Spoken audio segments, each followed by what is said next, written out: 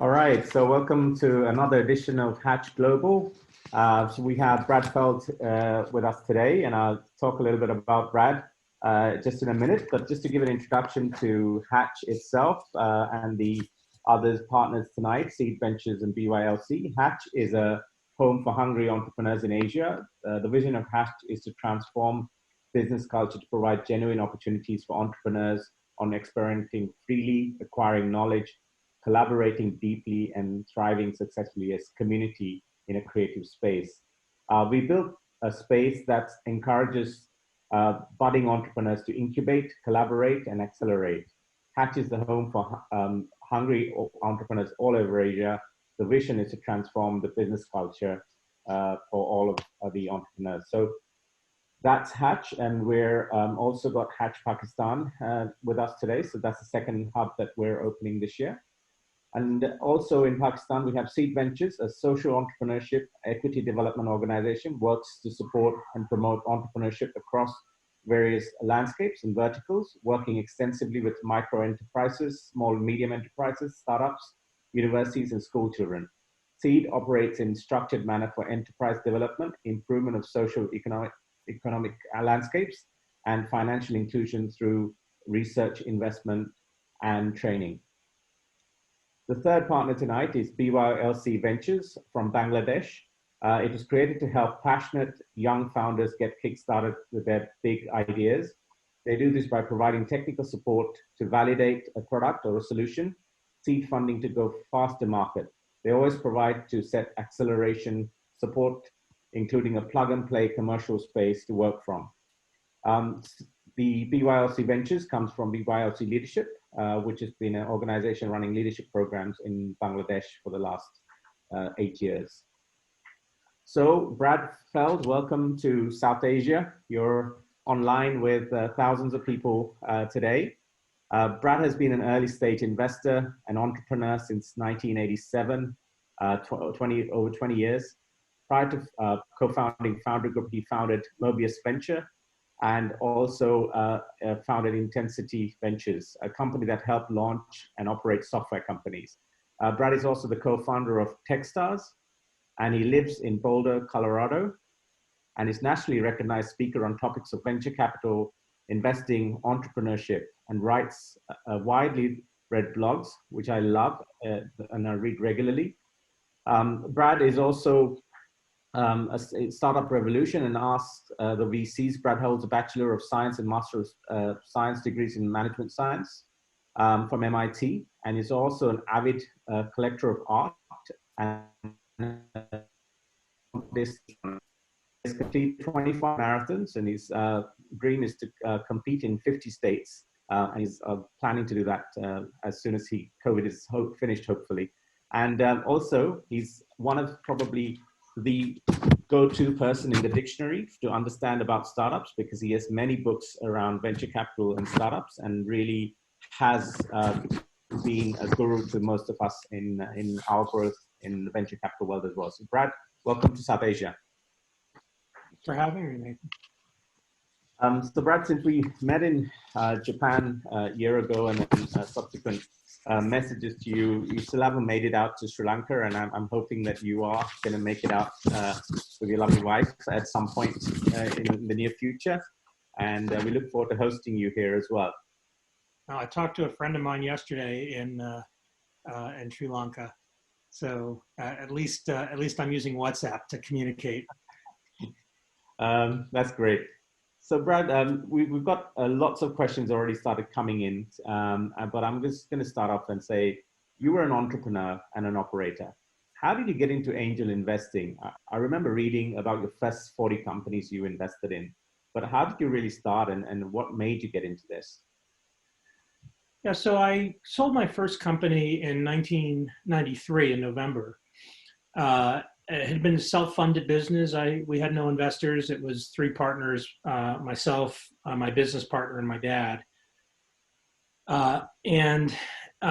Early in 1994, I was still working for the company that bought mine, but I started making angel investments at that time. And I basically made about 40 investments over a 3-year period, $25,000, $50,000 at a time.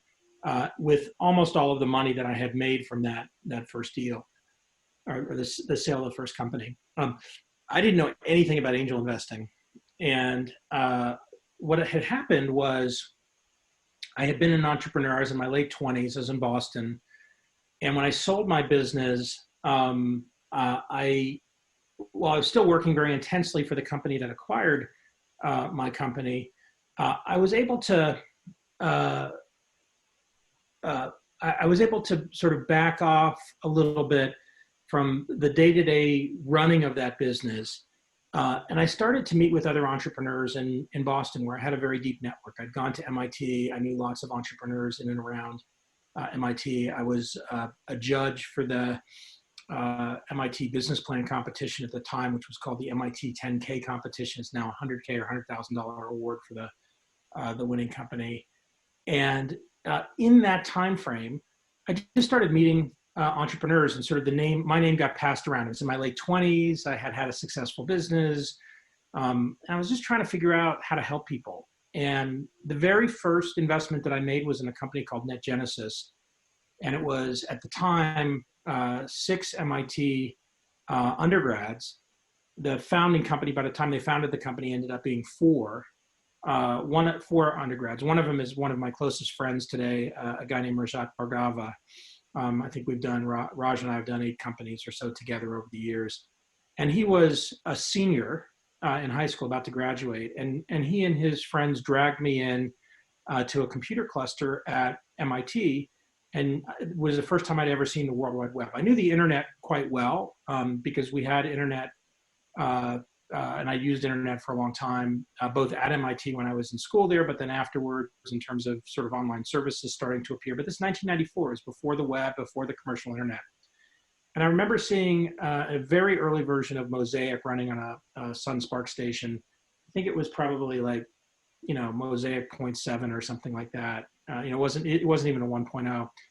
And they showed me an application called Freshman Fish Wrap, which was a daily newspaper that was being, put out by freshmen at MIT on the World Wide Web. And it was one of the first 50 sites on the web. And it just blew my mind. I'm like, yep, totally get. Like, I've been doing PC-based software for a while. We built a bunch of stuff with databases. I'd seen the shift to client server. And, by the way, the visualization of something on the web, even on extremely high-speed internet in 1994 was pretty shitty. And, but you could see, like, this is so different in terms of how people are going to access this relative to things like AOL and CompuServe and other things at the time. And, I made my very first angel investment in them quickly. It was a $25,000 investment. I did it with a friend of mine, Will Herman. It was I think it may have been his first angel investment as well. We found a lawyer, a guy named Joe Hadzima, who was also sort of connected into the MIT ecosystem. And Joe helped us put together some legal documents to do it. And, when NetGenesis went public in 1999, it was a pretty rewarding moment for that very first angel investment. So that's how I got started. And really, it accelerated from there. So, I made that investment. I'm like, no, I like this. I want to help these companies, but I want to help these companies with more than just being an advisor or sort of hanging around or asking them to give me something. So I just started investing in all of the entrepreneurs that were starting to do things, mostly in Boston around the web, but I had network in Seattle from my relationships with Microsoft. I had some network in California, both Northern and Southern, from business that I'd done there. And so I ended up just making about an investment a month over the next couple of years. And, in hindsight, that timing was quite good because that was the beginning of the rise of the commercial internet. But I learned by doing. And it's something I encourage all people who are interested in being angel investors to do, which is just get involved. Just start with whatever resources you have a strategy. And we can talk about that if we want. And I've written about that a lot on my blog at feld.com and different places. If you're interested in angel investing and you want like a good primer of a strategy, just go to feld.com and search for angel investor strategy. And I've got a pretty good post about it from 2010. But that was how I got started. So how did you do on your first 40 investments? Well, one of the big lessons, and it's in the strategy document or the strategy post that I wrote, is that it's really important to know the difference between 0 times your money and 100 times your money. Because as an angel investor, you're investing for companies where you're going to have returns that are 100 times your money or better. But you're going to have a lot of zeros. A lot of companies that, you don't invest thinking it's going to fail, but a lot of the angel investments that you make are not going to have any value. 3 of those 40 companies ended up being worth more than 100 times my money each. So just out of those 3 investments, I had a 3x return. Sorry, a 300 over 40x return. So, that was great. And then of those 40, let's say, 3 of them generated, again, over a 300x return. I don't know the exact number, but it was probably close to 400 times my money. And then I had about 20 of them were 0. So about half of them failed. And of the other 17, most of them were kind of, some money back, half my money back, maybe up to 2 or 3 times my money. And then I had a couple that were sort of in the 5 to 25 range, where they did well. But it was really the returns of those 3 companies that drove the returns of everything that I had invested in as an angel.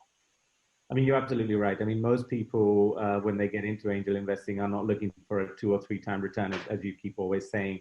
And in South Asia, that's one of the biggest problems in angel investing is that a lot of the families that do invest, 1, expect a lot of equity, and 2, expect fast returns, and 3, they expect 0 failure. So I think we're addressing a lot of that community online today as well.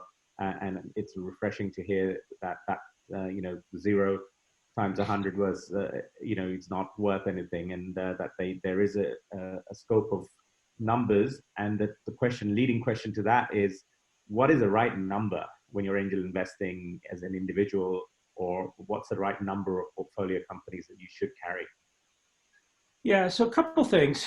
And before I answer that question, I want to just give a metaphor that I've started to use more recently. It's not just an issue in Asia, it's an issue in lots of parts of the world, even in the United States, where there's lots of geographies where people who have generated meaningful wealth, who are the natural angel investors, they've never invested in technology or startups before. They don't think about it that way. They own real estate, or they had a family business that made something and over multiple generations created huge amounts of wealth, or their 2nd or 3rd generation wealth detached from the entrepreneur in their family that started the first business 100 years ago. What I try to encourage those people to think about, because they are very important parts of the angel investing landscape, but if you fit in that category, I describe this as for-profit philanthropy. So I don't know what the laws are in the various countries in Southeast Asia or Asia more generally around investment and investment returns and tax. But in the US, if you make a philanthropic contribution, say to the symphony or to a building or an educational university or an environmental organization, you get a tax write-off for the dollar amount of your contribution. If you invest in a startup and the startup fails, you get a tax write-off for the amount of your investment. However, if the startup is worth 10 times your money, you get a check for 10x your money. And so in a lot of ways, shifting into this model that it's for-profit philanthropy, your downside case is that you're making a philanthropic investment in the innovation economy of your city. And you're investing in the future economic health and well-being, the entrepreneurial cycle, the innovation cycle in wherever you're making the investment. And in a lot of ways, it's not any different than if you're making a philanthropic investment in the arts, in the environment, in education, except for you have this opportunity for a big economic return, which then allows you to reinvest that money in future philanthropic activities. So that's just a frame of reference I think that's important. In terms of the number of companies, time diversity matters a lot in angel investing. So the trick or a trick in investing in private companies in general is not to try to time the market, because there is no such thing. It's impossible to know sort of what the cycles are going to be in terms of entry and exit points. And many companies take 5, 10, 15 years before they have a meaningful outcome or a chance for liquidity. 4 months ago, we were at a very high part in the cycle for a very long period of time. The COVID crisis has generated a huge economic dislocation around the world. And interestingly, is generating lots of new innovative opportunities, but at the same time, puts a lot of downward pressure on pricing. So as an investor at the early stages, your pricing is probably better than it has been, for the last couple of years. But you can't figure out when those things are going to happen. And so my general view as an angel, and the lesson I had from this 3-year period, is I made about one investment a month, every month, month after month after month. And I focused on investing in companies that I had huge affinity for the product. It was a product that I was excited about. It wasn't necessarily a product that I used every day. I didn't have to be the daily user, but I had to really believe in the product. And the people, and the language I use today is that the founders were obsessed about this product. They were put on planet Earth to build this particular thing that they were going after. And that was really my primary filter, was, did I care about the thing they were doing, and were they obsessed about the thing they were doing? In the context of that, I invested the same dollar amount in every company. And generally that number was $25,000. And when I say the same dollar amount, I made a couple $1 million from the sale of my first company. So that's how much money I had. When I say, generally, there were a couple of cases where I would invest $15,000 instead, because that's all I could get in. There were a few cases where maybe I invested a little bit more because of whatever the reason was, but never more than $50,000 in a company. And then generally, that was the only investment I made in the company, unless they didn't make it to the next financing, but I still really believed in what they were doing. And in those cases, I would write another $25,000 check. So I tried to constrain my exposure and diversify it across, again, 40 companies over a roughly 3-year period. The math that I would suggest for people is to start, and I did that using the following math. I started with the amount of money I had. Right. I assumed I was going to invest it over 3 years. So, divide by 36. I assumed that I would double down on half of the companies I invested in. So of 18 companies, I was going to put in 2x the money. And on all 36 companies, I was going to put in 1x the money. So essentially 18 companies, 1x, 18 companies, 2x, right? So, basically 60 times the money. I took the total amount of money I was willing to invest, divided by 60, and that's how much I was going to invest in each company. And that ended up being about $25,000. So like having a strategy, I don't care what the number is or what the strategy is, but backing off from the amount that I was willing to invest. And I was basically willing to invest, roughly $1.5 million because I had a little bit more than that. I told my wife, we bought a house, and I told my wife, Amy, that we'd never have less than $100,000 in our bank account. I wouldn't touch that $100,000. Of course, I had to tell her, hey, sweetie, I actually invested in another company, and now we've got, $87,000 in the bank, because I went below it. I was fortunate that I had some returns that came, pretty quickly after that. So that wasn't, she sort of said, okay, whatever. And my general view, I was still, in a place where I knew that I could make a paycheck, and I knew I could generate more money. So I really viewed that as investment capital versus like my life savings that I was trying to hold on to. That's a great answer. And we've got lots of people joining in from Pakistan and also Bangladesh. We have Said Hassan joining in. So anyone who's joining in, please do just put your name in the box, and also where you're from. And if you've got a question, just pump it into the questions chat box as well. As you go into looking at companies, and this is both from an investor's point of view as well as from a entrepreneur's point of view, it's very difficult to evaluate. A lot of people have these matrices and valuation matrix and try and sort of put a matrix of which one's really going to make it.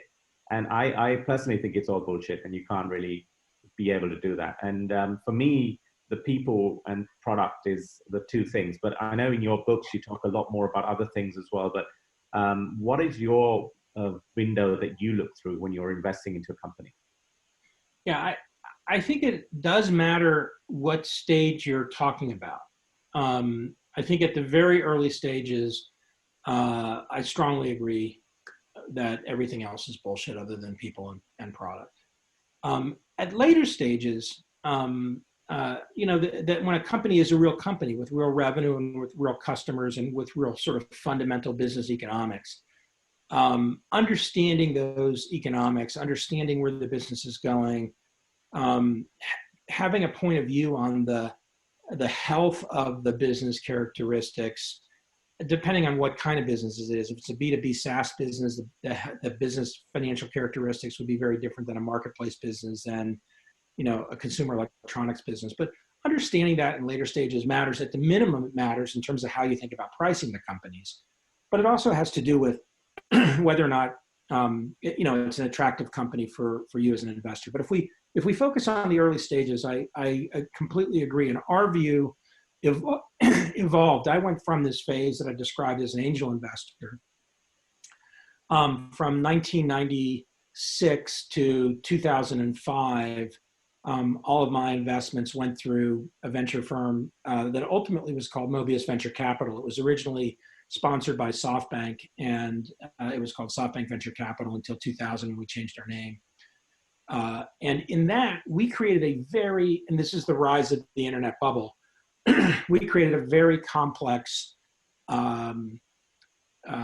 evaluation characteristic that had 10 categories. And, the categories were fairly obvious ones, management team, market size, things like that, competitive something or other. And everybody scored, each of those categories, and you put all that stuff together and whatever. And, I kind of viewed it at some point as all random numbers. You figured out, if you believed in something as a partner, you figured out how to advocate that company to the rest of the partnership. And all that stuff ended up being sort of nonsensical. When we started Foundry in 2007, we learned a lot from the mistakes and that we made at Mobius, and we turned a lot of those things around. And so one of the things we said at Foundry was, we're only going to invest in companies that are in themes we understand. So we just defined a set of themes. Back in 2007, the phrase theme wasn't used in venture capital. So people talked about sectors, and it was a very, very different concept. And so for us, we defined these themes where we had a lot of expertise as a team. If a company wasn't in a theme, we just passed immediately, even if it was an amazing entrepreneur. So we basically said, we can't evaluate it if we don't know something about it. If it was in a theme, we then focused on three things. One, did we have affinity for the product? Right? Again, we didn't have to be daily users of it, but we had to care about it. Part of that was because I personally have invested in so many companies that I didn't care about the product. When everything's going great, that doesn't matter. But when things are really messed up, it matters a huge amount. It's really hard to rally as an investor to a company where you just don't have much affinity for the product. It's like, whatever. Same obviously is true of the people, which comes into it later. So affinity for the product. The second was this phrase obsession that I used before. Were the founders put on planet Earth to build this company? There's lots and lots of people who are interested in starting a company, or who have started a company, or who are entrepreneurs, but unless they were put on this planet to do this thing, not interested. And that's a very qualitative assessment, but it's pretty easy to sort of figure out once you're looking for it. And I use the word obsession instead of passion, because extroverts are extraordinary at faking passion, at being excited about anything and convincing you that they're passionate about it. That's, the essence of a great salesman. Introverts are not. And many introverts are phenomenal entrepreneurs. And so this dynamic of personality and trying to filter out the emotional state that a person can articulate, and instead really focus on their substance about the thing they're doing. And then the third is that they want they want us to be investors in their company as much as we want to be investors in their company. So it has to be both directions. If we're chasing hard after something and the entrepreneurs are completely indifferent to us, okay, we're not the right fit. If they're chasing hard after us and we just can't kind of get excited about it, we're not the right fit. And, you know, there have been plenty of investments that we in hindsight wish we'd made because, you know, they were competitive deals and, you know, the entrepreneurs didn't really value us over somebody else. And in the end, it was a successful company.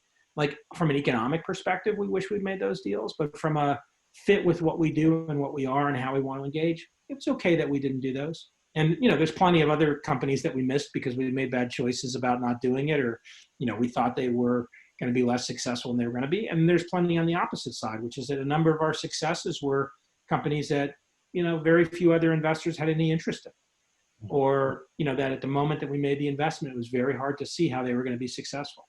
So, you know, kind of all of those things for us lends back into this notion of affinity, obsession, and then ultimately this desire both ways to have a relationship. That's a great answer. There's a question from Shihani Rasaputra. She's asking, is there a general timeline that you feel startups should start looking cash flow positive? No, I think it depends on your business and the amount of money you raise and the type of business. You know, we're in an environment that just shifted very, very radically on startups. For the last 3 or 4 years, the only thing that mattered was growth. It didn't matter what your fundamental business economics were. As long as you were growing 100% year over year, you were good. And in fact, the mantra, even in the last 12 months, had become, if you're growing less than 100% year over year, you suck, which is completely incomprehensible to me because there are so many great businesses that are growing less than 100% year over year. But there was this sort of view that didn't matter how much money you had to spend to get that kind of growth. Didn't matter what your loss rate was, didn't matter what your fundamental economics were, as long as your revenue was growing. Yeah. And by the way, you know, while a revenue dollar is the same, the actual gross margin and the amount of money you get to work with as a business varies dramatically, right? If you've got a software company and you're a 90% gross margin business, for every dollar you sell, you get 90 cents. Yeah. You know, if you sell a hardware product, you know, for every dollar you sell, you might have 30 cents or 20 cents, or, you know, if you're really good, 40 or 45 cents to play around with. So we were in this phase where that's all that mattered, growth at any cost. And that shifted overnight with the COVID pandemic. And I think most investors right now are much more focused on the long-term sustainability of the business, the quality of the revenue, the underlying unit economics. VCs throw around the phrase unit economics all the time, but most of the time it's kind of a throwaway phrase. Oh, you're growing over 100%. We'll fix your unit economics later, rather than, you know, oh, your unit economics suck even though you're growing 100% year over year. Maybe you're not such a good business. And I think we've shifted to where all that stuff starts to matter. You asked about being cash flow positive, and cash flow positive is different than having good unit economics, because if you're growing at 0% and you're cash flow positive, you have a good business, but you don't have a growth business that venture is going to be interested in. Yeah. Right. So the other end of the spectrum is true too, which is that you do have to have growth characteristics to compound value over time as a venture-backed business versus just a positive cash flow stream, you know, that emerges from the business. That's a good business, but it's not necessarily a venture-backable business. Another question that's come up from Anwar from Pakistan is asking the question, how do you evaluate if a company is raising too much too early and not really bootstrapping in the opportunity at the beginning? So, I mean, I always believe that companies that raise a little bit at the beginning is, you know, it's going to do much better than a company that's looking to raise millions of dollars and stay in the game for a couple of years. So it's a similar question to what Anwar is asking as well. I think it varies a lot, and it varies based on the quality and experience of the entrepreneurs. If you're a first-time entrepreneur, I think raising less is better, because then you can demonstrate and build experience with less capital and start to build some momentum with less capital. If you're a first-time entrepreneur, you haven't necessarily built a thing before, so you don't have a frame of reference for how you're going to spend money and, you know, how you're going to configure what you're doing. I think generally speaking, though, multi-time entrepreneurs, especially if you have some of your own capital, sort of raising more money at the beginning is a valid thing. Interestingly, a lot of the financings in the last year or two have been entrepreneurs at the seed stage raising 2 or even 3 rounds of capital at once. And so the investors are basically betting that, okay, we're gonna give you this money, you're gonna make this progress, we're gonna give you some more money, you're gonna make this progress, we're gonna give you some more money, you're gonna make this progress. So instead of doing that, let's just give you all of that money at once because we believe in you. Now that's not because the entrepreneur or the investors necessarily want to do it that way. It's because the entrepreneurs had a lot of leverage, especially experienced ones, especially when they were putting their own capital into a competitive deal. My sense is that's probably shifted again with this crisis, where you're going to see a lot smaller initial rounds, and you have a very large infrastructure of seed stage investors, certainly in the US, many, many more around the world than there were even a decade ago. But it'll be interesting to see how the pressure around the economic reset that we inevitably are going through will put on those early stage funds and the early stage investors. And, you know, I'm not a predictor. I don't like to predict here's how things are going to go and this is what the directions are, but sort of a functional piece of all of this. And if you believe that, if you believe like I do that these are cycles, is we'll be back in a part of the cycle where doing more with less capital will be viewed as a positive and will be ultimately rewarded against the backdrop of what was rewarded in the last couple of years was growth at any cost and speed. Right. There's a question from Ismail, which is, when nurturing startups, what's one critical thing that you need to do when you're on the board of directors? And you know, my advice to most to board of directors is when you're in a very early stage investment as an angel investor, you've got to be almost a co-founder and supporting the founder himself. So this question is around how do you nurture startups and when you're on the board, and what are the things that you should be looking out for? So Nathan, I love your phrase. Like I say something similar to that regularly. You know, I think a lot of early board members get confused about what their role is. And especially board members that have experience with late stage companies or public companies get confused around what their role is, and they think they have a governance role where that's the primary driver. But really, as an early board member, you're a co-founder and you're trying to help the company be successful. My view as a board member, and I view this all the way through, I don't sit on public company boards anymore. I got that beat out of me in the internet bubble. And just lost interest in doing it. But for private companies, my view is a pretty simple one. I want to make one decision about the company as a board member. And that one decision is whether or not I support the CEO. If I support the CEO, I work for her. If I don't support the CEO, it's my job to do something about it, which does not mean fire her. It means put energy into trying to get back to a place where I support her. And ultimately, if I can't, then replace the CEO, replace her. That's the one decision set I want to make. Now, as a board member, I make plenty of other decisions, and there is a governance role as a board member, and there is sort of responsibility dynamics around that. But I operate from that frame of reference, and especially at the early stages, I view it as my job is, okay, the founders and the CEO do not necessarily know, they shouldn't know all the things about what they're going to do in front of them and how they're going to do it. And so my job is to support and help and guide and provide as much advice and feedback and wisdom as I can while being as involved as they want me to be. And that's important because it's a big difference between being a board member who's working for a CEO, which means that you're doing things the way she wants you to. You're communicating on her cadence. You're operating in a context where you're part of a team rather than you're the boss. And this is a challenge, I think, for a lot of board members that especially are board members who are CEOs, is they're used to being the boss. Yeah. And it's very challenging sometimes to be part of a board where you're a collaborative entity of people who are used to being bosses. Right. And again, when you get it right, especially for first-time founders, but for any stage founders. And part of that is also recognizing when you disagree with the person who's the CEO, which happens a lot. and how to effectively disagree in a collaborative sense that's supportive of the CEO. And I'll just give one specific example, is that there's lots of strategy decisions, especially early in a business, and tons of tactical ones as well.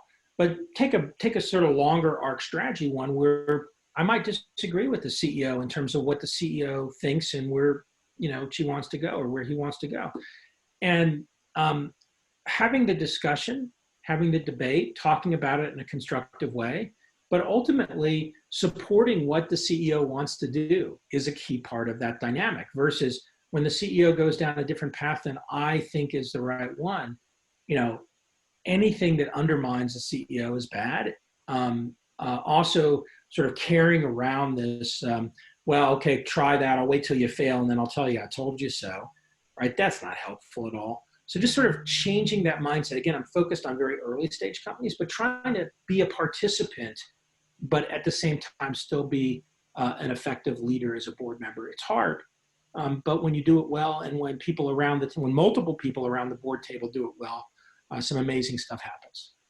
I love the phrase I've heard you say before about the magic 8-ball and the golden retriever eyes. Could you just share a little bit more into the audience and what you mean by those two phrases that you use? Sure. I learned this from my wife, Amy. And it came from, I wrote a book with her, Amy Batchelor's her last name. We wrote a book in 2013 or 14 called Startup Life, Surviving and Thriving in a Relationship with an Entrepreneur. And if you're interested in a book like that, you can buy it online, and where all great books are sold.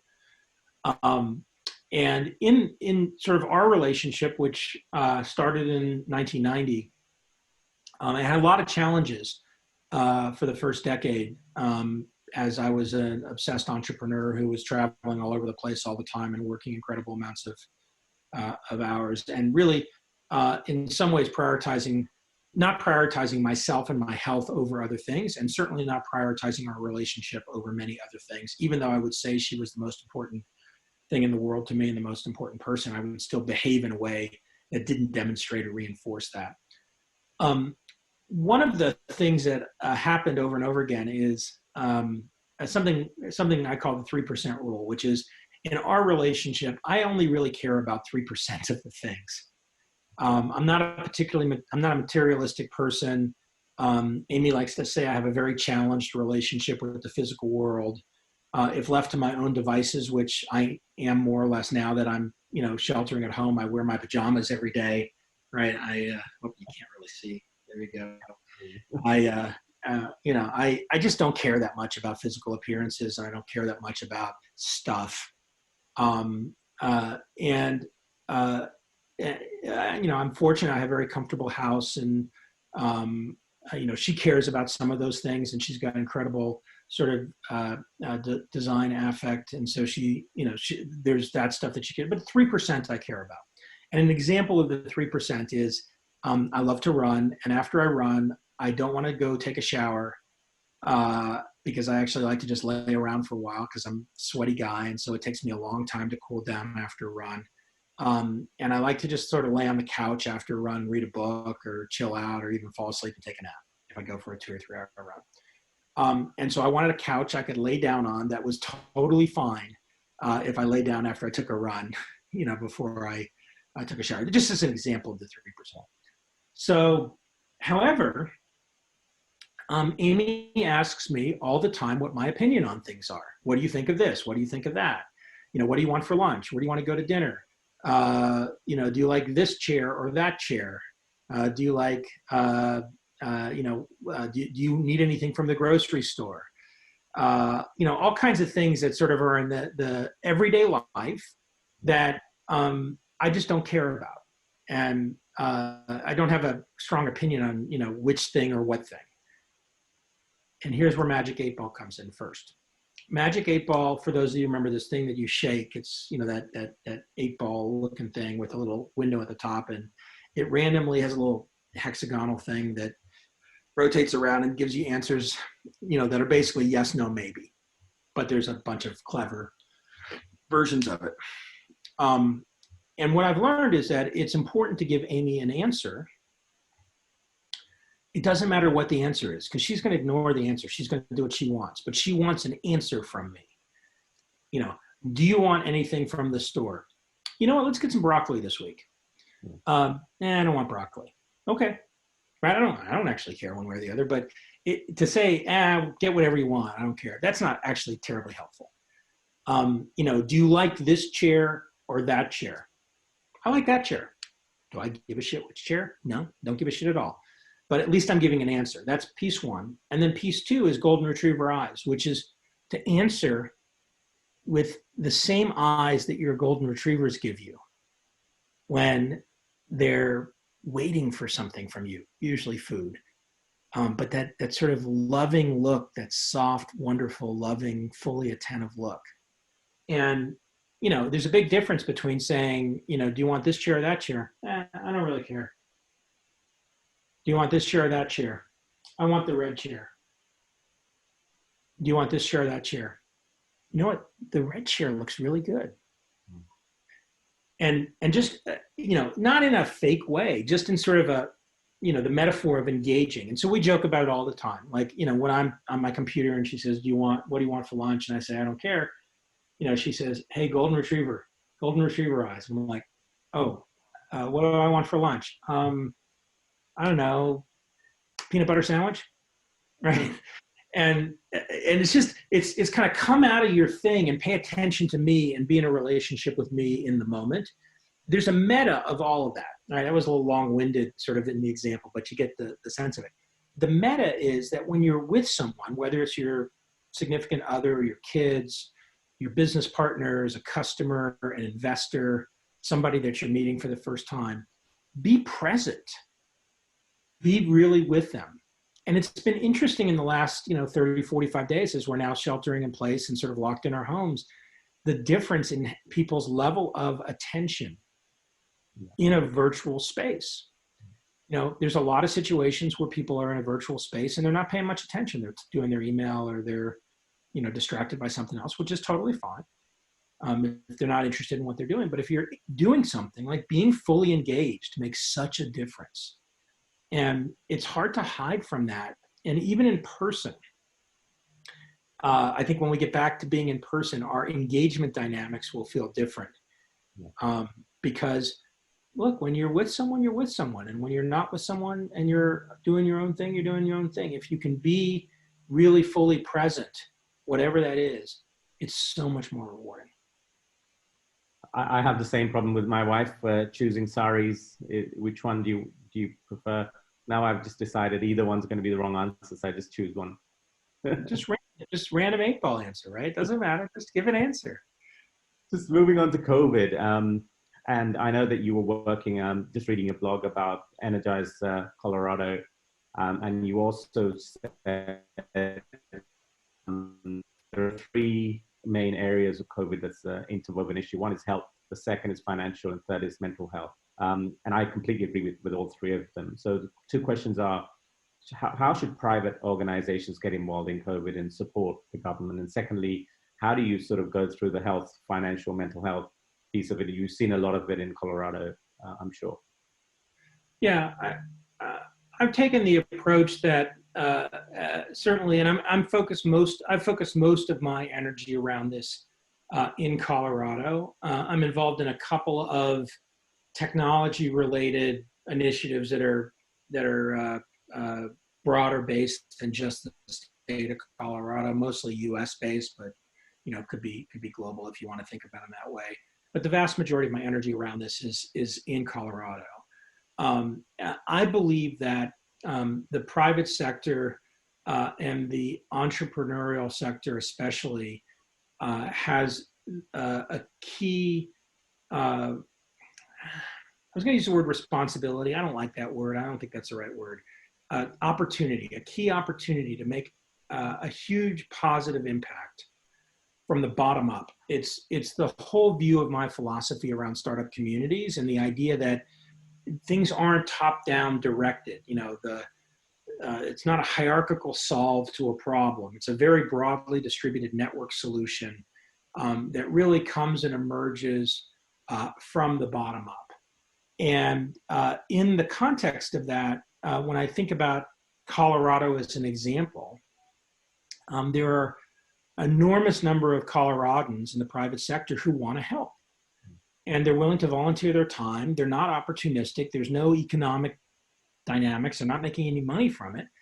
They're not getting paid to do anything. They just want to help because we recognize that we're in a crisis of epic proportions, and we want to help each other navigate through it and then ultimately be successful. And there's lots of different places to help on the health side, on the economic side, on the mental health side, different dimensions to the problems that are, of course, changing on an almost daily basis, right? So these characteristics are continually evolving. Personally, what I decided to do was play a very visible leadership role in rallying large groups of volunteers to help in a number of different ways, where those efforts then evolved to meet the need. And they evolved to meet the need in support of and in conjunction with the state government, but not necessarily as an extension of or only a resource for. So, in the US, our state governments are, we have 50 of them, are quite important. They're very different. So each governor runs the state a different way. And even though, Colorado is adjacent to states like, Nebraska or Utah, like what's going on in those states are whatever's going on in those states. They're not necessarily coordinated. And then at a federal level in the US, the federal government does a lot, and some of that directly impacts the states positively and negatively. And a lot of the federal response in this crisis has been, some of the things have been very effective and some of the things have been very, very ineffective or ham-handed. I can't control any of that as an individual. I can be happy or unhappy about it. I can be as frustrated or demoralized as I want to be, but I really can't influence it that much, nor can I control any of it. And so what I focused on from the bottom up was leading a bunch of private citizens in Colorado, whoever wanted to get engaged, again, in this network model, not me defining here are the things that need to be done, but continuing to identify the needs and then to try to rally people around those needs and then sort of get out of the way and let people that were, focused on, obsessed about, interested in those things, make them happen. And they're all over the place, and it's been pretty awesome to watch, and I'm very proud of my fellow Coloradans around this. They range from, at one end of the spectrum, a thing called Feed the Front Lines, where a couple of people decided that they wanted to figure out a way to help restaurants that were all shut down and were in incredible financial distress on one side, and our local hospital system in Boulder, which is called Boulder Community Health, and do something to help both of those, because the hospital workers on the front lines are exposing themselves to COVID. They're at real risk. They're working like crazy amounts of hours. They're under incredible stress, but they got to eat. And many of them have families. They live with other people at home. And they're just too busy to deal with any of this stuff. And especially if they're working at the hospital 12, 15 hours a day. And so what we did was we created a system where philanthropically raise money. The money goes to the restaurants to pay for boxed food, breakfast, lunch, and dinner. And that boxed food feeds all 300 of the restaurant frontline workers every day, 3 meals a day. And we figured out, and when I say we, the group that led, I was part of it, but the group that led figured out it's about $200,000 a month to feed all 300 frontline workers, 3 meals a day. So that's $200,000 that went into local restaurants that now had some more business that they previously didn't have and desperately needed. And it was philanthropic in terms of the model. That would be one example. And I think we've raised $600,000 and we've been providing meals now for a month. So we've got 2 more months of meals in front of us and, keep raising money. The other end of the spectrum, you see something like Energize Colorado, which is now a 200-person plus nonprofit that we spun up about 4 weeks ago, maybe a little bit, 5 weeks ago at this point. And that nonprofit is helping with numerous initiatives across the state of Colorado aimed at businesses 500 people or less. And there are many, many complex issues in a place like Colorado, which has an urban corridor that's called the Front Range, but then a large part of the state is non-urban, small towns distributed across lots of geography. Lots of businesses are underrepresented businesses as classified in the US, so women, minority-led type businesses. A lot of businesses are month to month in terms of their survival, and so the fact that they're shut down for a month puts them under incredible stress. And an organization like that can help with a bunch of economic characteristics, but also help with the mental health problem, which is a big part of the initiative. So there's a wide range of those things, and what I've tried to do is help, again, identify opportunities in conjunction with people in the state, not overlap with things that are already happening, but augment and really use the private sector to help amplify and help create much more of a robust long-term solution across the state of Colorado for coming out of this crisis. Right. A question from Mohammed. A lot of people are fearing when they come out of COVID, how long their startups are going to last. So the question is, what are you advising angel invested companies or startup companies or even the Foundry portfolio?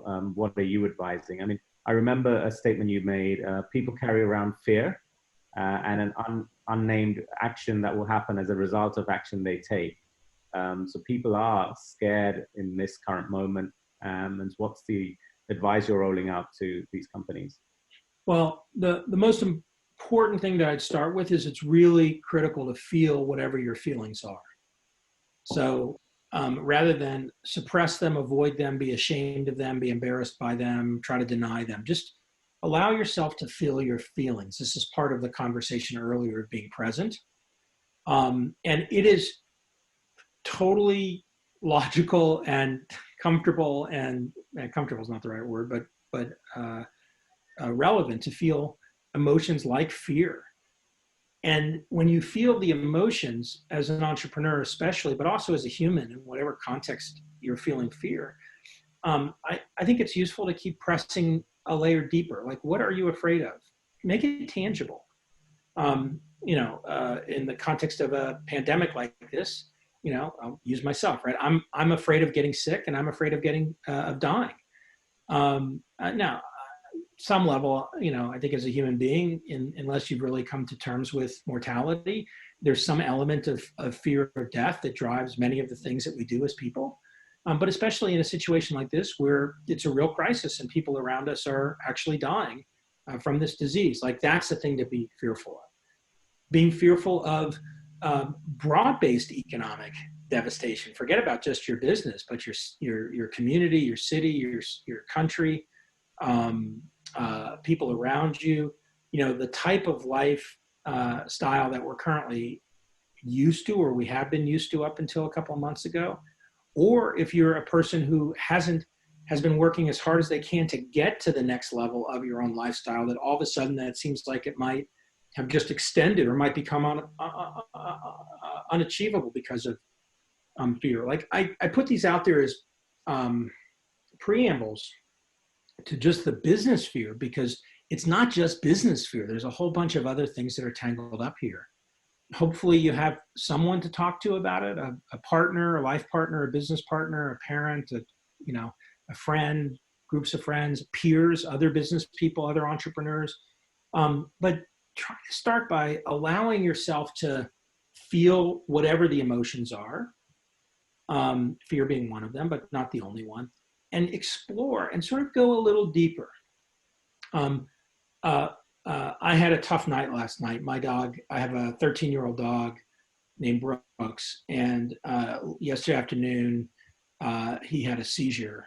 I was in the middle of a Zoom board call, and I heard my wife screaming from the kitchen, and I ran out to, go see what was going on. And, we were both for about a minute. Like, a seizure is a scary, scary thing, especially against this backdrop. And he's a 13-year-old dog. Like, he's gonna die at some point in the not too distant future. And so that was like 60 seconds of just abject fear. And then he was okay afterwards. Like, he calmed down some. And then he was incredibly disoriented and couldn't really walk very well. This is a dog we love, just it's such an important part. And we just talked about it. And, we figured out we wanted to take action about. We're fortunate that we have good veterinary care here. And the people that, take care of the dog at the vet love Brooks. I mean, they know him well because he does physical therapy there and whatever kind of crazy stuff that you do with dogs as they get older. But rather than be afraid of the feeling, as we sat and talked about it, we talked about the feeling, and it made us both feel more comfortable, right? It eased it by naming it, by talking about it, by addressing it. Some of the fear dissipated. Now we're still concerned about the dog. He's at the doctor still, and he had a seizure in the night, but he's well taken care of. And like that moment is past, and we're not sort of clenched and agonized over that. I give that as a metaphor for how to think about fear in the context of a business, right? Of course, your startup has stress because of the COVID crisis. Yeah. Of course, without the COVID crisis, your business has stress. You have whatever financing you have. It might last you another month. It might last you another 12 months. It might last you longer than that. But that's what you have right now. And the trick's the wrong word. The goal is make whatever resources you have, money and other, last as long as it can, because it's indeterminate how long this crisis will last. Yeah. And it's impossible to predict what will happen afterwards. So preserve your resources, focus on things that you can actually impact and control right now with regard to your business. Don't spend time, money, and energy on things that are far outside your ability to control. And make sure you recognize that the people in your company are likely also feeling enormous amounts of their own emotional distress, because their lives are totally different than they're used to, and they're not living and working in a way that they're accustomed to. And if they've been at home for 30 days with kids and trying to teach the kids and feed the kids and take care of the kids, and one of their partners all of a sudden doesn't have a job, and so they have less income, they've got their own stresses. And so try to allow those stresses to be available to be talked about, and give people time and space in the context of your startup to be emotionally aware of what's going on with each other. And as a leader, don't shift into a mode where you're trying to take care of everybody and that's your fundamental responsibility.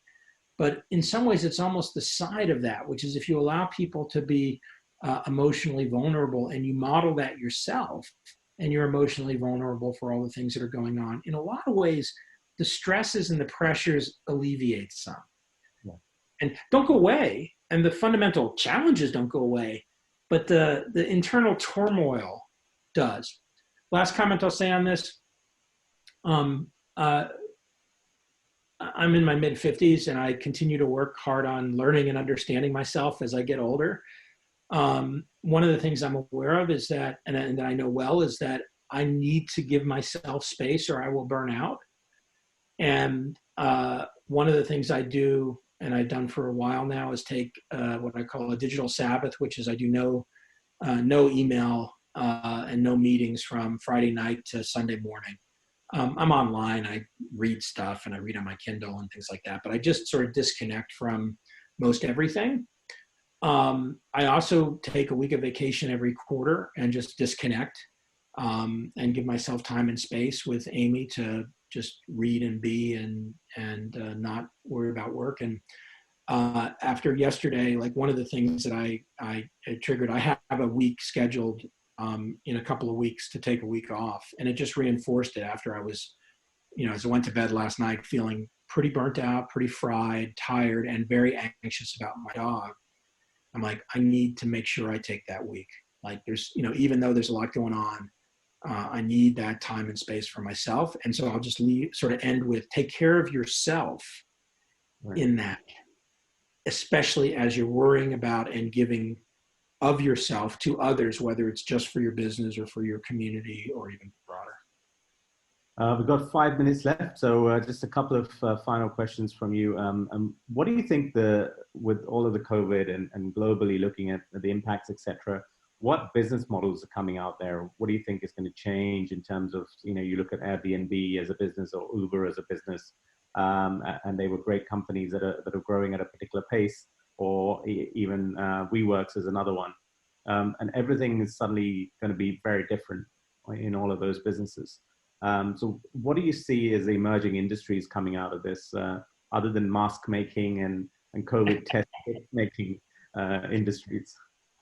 Well, I don't have a precise answer to that. I think that it's too early to really understand that stuff. I think a lot of people are starting to make assertions and hypotheses. I think there's lots of easy things like, distributed work and work from home. Like, those were trends anyway. That just got accelerated. I think, of course, the whole educational system globally, I think likely will change. I think the whole healthcare system globally is going to have to change. There have been, so many structural challenges that are apparent from the way that things work today. So, huge, broad stroke macro changes, but I don't like the specifics. I don't have a good feel for. I will say the metaphor I'm using though, which is quite simple, is we just woke up in 2025. So we were in 2020. And we were in February, we were on a path to 2025, that just managed day by day in terms of technology adoption and businesses and how they worked and incumbent dynamics and economics and how government and business worked and how entrepreneurship worked. And we just fast forwarded 5 years. And I'll just give a couple of simple examples. Video conferencing is one. If in February you had said, the vast majority of the non-manufacturing and distribution labor force would be work from home across the world. If you'd said that to somebody, they would have just laughed at you. Yeah. What are you talking about? And well, that's happened, and the technology works just fine, and the infrastructure works just fine. And yeah, there's plenty of challenges, and yeah, it shows security issues with things like Zoom that need to be improved, but that's fixable. The thing that was the barrier was cultural norms. Like, oh, no, we have to be in an office. And people have to be in a physical space together to get anything done. Now, there are plenty of challenges with distributed work and work from home, but we just fast forwarded to a world where nobody can say, well, you can't do it that way. Another example would be telemedicine. Telemedicine has been around for 20 years in a meaningful way. In 4 weeks, we made telemedicine made 10 years of progress. I had a doctor consult for something that I had scheduled for a long time, that it took a long time to get, the doctor scheduled. And it was a consult with this doctor maybe 3 weeks ago. And he said it was the third time he had just started doing telemedicine visits. I was his third telemedicine visit. He just started the day before. And I said, how do you like it? He says, I don't know. Why the fuck we haven't been doing this forever? Like, it's so easy. You don't have to come in my office. I'm just sitting here. Like, it's the same level of thing. And it was way more efficient and, right? So if you take that and you scale it across many different industries, I think the opportunities for innovation starting from 2025 forward will be pretty profound. I think the behavior of people will be very profound. And I don't think it's going to be something that snaps into place quickly because, for example, I don't plan personally to leave my house and to stop sort of stay-at-home mode until at least the beginning of 2021.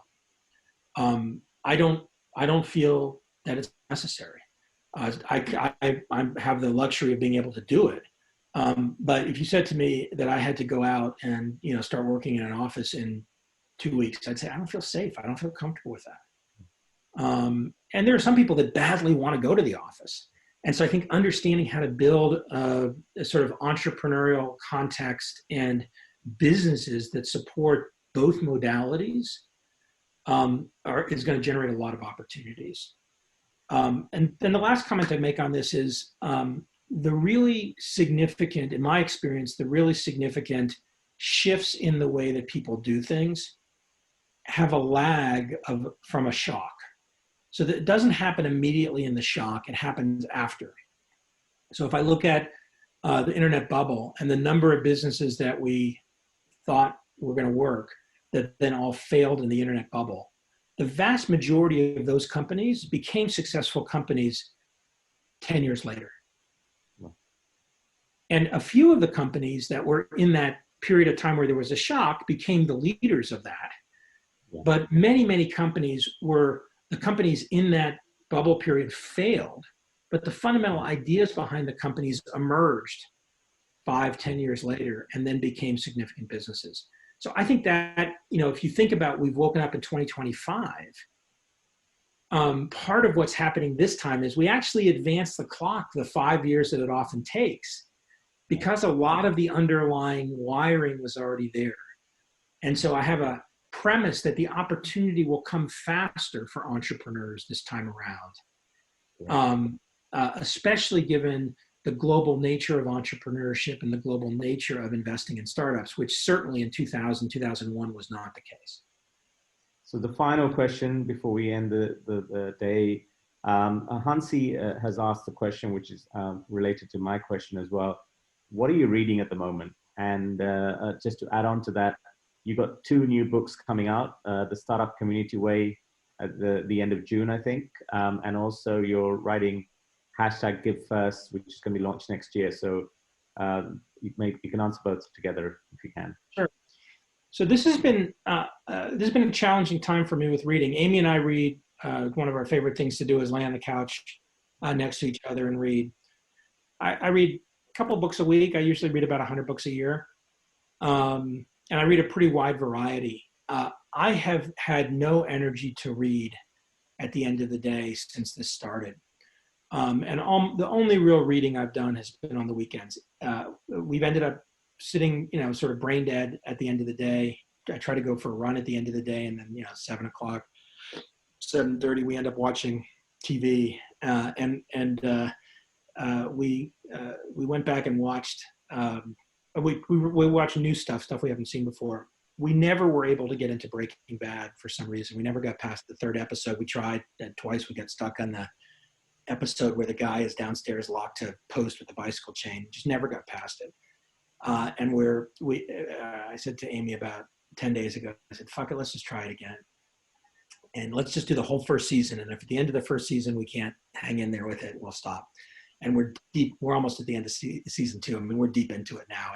And we both committed, now that we've met Saul, for those of you that know Breaking Bad, we'll watch Better Call Saul. Like that for sure is on our TV list.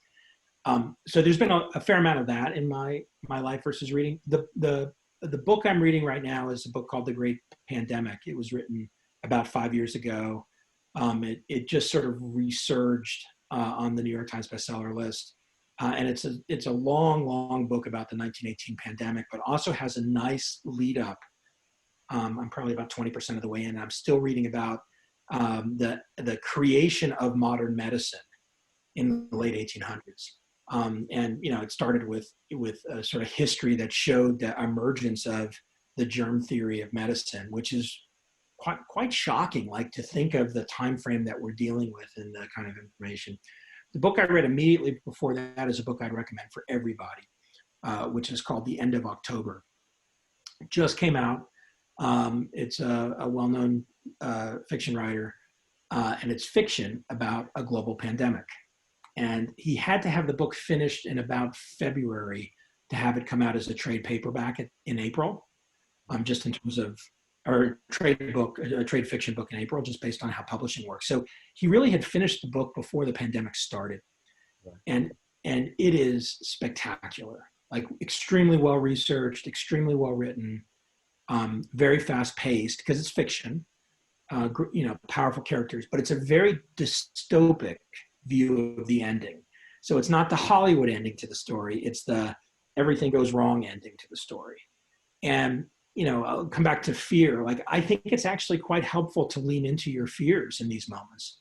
At the very beginning of this, Amy and I did a tour of the pandemic movies. We watched Contagion, we watched Outbreak, and we watched 12 Monkeys. And none of those, this was in the middle of March, none of those were interesting to watch in the middle of March in the United States as this was starting to happen. But it was good because it's like, all right, confront your fears. Like that, yeah, that is actually what my fears are. And I would say The End of October is a really good example of that in a book form. and about your two books that are coming up. Well, The Startup Community Way is a book. It'll be out in June. It's a sequel to the book I wrote in 2012 called Startup Communities. It's an homage. The title is an homage to Eric Ries, who wrote the foreword for this book. Eric wrote a book called The Lean Startup, and then he wrote a book called The Startup Way, and he gave me permission to pay homage to his book with the title here. It's a sequel where we use the idea of a complex system, and the formal phrase is complex adaptive system, to describe how a startup community develops and evolves. Now, there's an irony here, or fascinating, irony maybe not the right word, a fascinating component here is that a global pandemic is a complex system. And what I mean by a complex system is that you cannot predict the outcome of a complex system. And you have a bunch of inputs that generate outputs, and those outputs become new inputs, and the system is constantly evolving. And that's how I think of a startup community. But we use that as the framework or the metaphor that we use to describe how to grow and evolve your startup community, and how to sort of think about it in the context of another phrase that's become very popular, which is entrepreneurial ecosystems. There's a couple of references to contagion, both positive and negative contagion in there, because contagion is part of a complex system. And when we were writing the book, we of course didn't anticipate the global pandemic, but there's a lot of things to learn from the two, and we'll probably write some stuff around that. I also have a second edition of Startup Communities coming out in September. This is a book that I basically just freshened up 8 years later, and fixed a few things that I screwed up in the first book, just improved them a lot, and added a couple of new chapters. And then the book in 2020 is called Give First. And for those of you that don't know the phrase, it's the mantra of TechStars. The definition of Give First is to put energy into a system without knowing what you're going to get back. It's not altruism. You expect to get something back. You just don't know whom, in what magnitude, from whom, in what magnitude, over what period of time, and what consideration you're going to get something back. And the trick to building any sort of system is to try to get everybody at the beginning to participate in a give first way, where they're willing to put energy into the system without necessarily defining transactionally what they're going to get out of it. And it really has become my personal philosophy. It's the way I've tried to operate for many, many years. And so it'll be a book describing a business philosophy that I think is very different than the historical, hierarchical, transactional business philosophy. And frankly, the network-driven sort of bottom-up give first philosophy is one that really makes entrepreneurship powerful. So that'll be 2020 or 2021. Actually, it'll be in 2025 since we've advanced 5 years. Brad, thank you very much. And you keeping to the mantra of give first. You were so gracious in giving your time, and thank Amy for disturbing you early in the morning to share your time with South Asia. So really appreciate sharing your phenomenal knowledge that you have. We're very lucky to have you speak with us. We had a large number of people from Pakistan, Bangladesh, and Sri Lanka listening to you today. And I'm sure there's going to be tons of questions. I couldn't put all the questions to you. I was getting WhatsApp messages and questions on Q&A and chat and Facebook. And unfortunately, sorry about that, audience. We couldn't get everything across. But Brad, thank you very much. And thank you for sharing your time with all of us as well. And to also to say thank you to Faraz and Seed Ventures in Pakistan, and Ijaz and Warat in Bangladesh from BYLC, and from Sri Lanka to Jeevan, Brinda, and Randula and Suresh as well, and Hatch Pakistan, Nazar and Shahid and Asif as well. So thank you for organizing it. Brad, thank you very much. And any last words you want to leave us with? Well, Nathan, my pleasure for doing this, and thanks for making it happen. And it's good to see you, since I think the last time we saw each other face to face, or at least virtually face to face, was in Tokyo at the Coffin Fellows event. And I just leave people with be safe. be safe, be healthy. You know, recognize that this is a super challenging time for us as a species. And, you know, all that said, it's an opportunity for lots of introspection, learning, and ability to help each other. And hopefully a few things I said today were helpful to you or inspiring to you, or generated some thoughts. But with that, be safe, be healthy. Thanks very much, Brad, and have a great day in the US. Thank you. See you. Take care.